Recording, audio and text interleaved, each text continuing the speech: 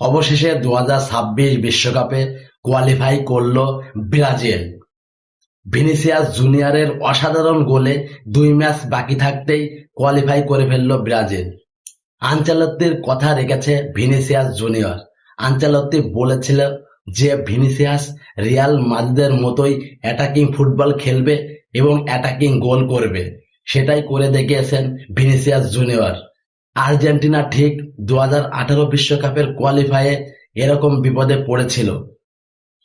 কোচের সুবাদে মেসিকে দলে ফেরানোর পরেই আর্জেন্টিনা বিশ্বকাপে খেলার স্বাদ গ্রহণ করে এবং বিশ্বকাপের কোয়ার্টার ফাইনালে ফ্রান্সের সাথে হেরে তারা বিদায় নেয়। ঠিক সেভাবেই এবার কোয়ালিফাই করল বিশ্বকাপে ব্রাজিল। আনচেলত্তি একজন অসাধারণ কোচ।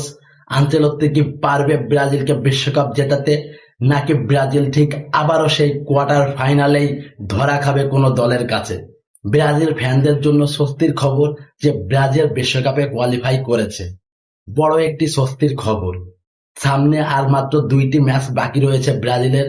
সেই 2টি ম্যাচ খেলেই ব্রাজিলের বাছাই পর্ব শেষ হবে এবং সরাসরি বিশ্বকাপে খেলায় অংশগ্রহণ করবে।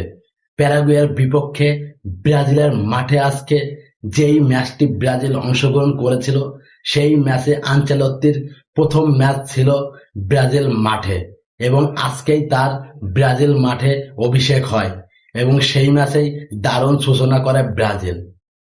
ব্রাজিল প্রত্যেকবারই দুর্দান্ত দল তৈরি করে বিশ্বকাপে, এবারও তার ব্যতিক্রম নয়। কিন্তু এখন দেখার বিষয় যে তারা কতদূর যেতে পারে। তাদের স্টার প্লেয়ারের কমতি নেই, ভালো প্লেয়ারের কমতি নেই। তারা যদি নার্ভাস না থাকে তাহলে বিশ্বকাপে অনেক দূরেই যাবে, সেই প্রত্যাশাই ব্রাজিল সমর্থকদের।